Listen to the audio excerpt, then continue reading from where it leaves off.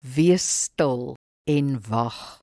Psalm 130 verse 5 en 6 sê, Ek wag op die Here, my hele wese wag, en op sy woord vestig ek my hoop. My hele wese wag op die Here, meer as wagte op die môre, ja, wagte op die môre.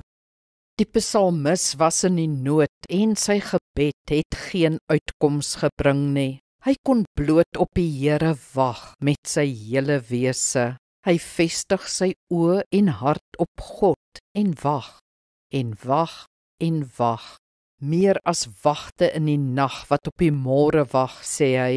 Wagte op nagskofte sien uit na die oggend, want hulle is moeg en die nagte is lank en donker. Hulle het egter geweet die dag sal breek. Hulle moes net wag.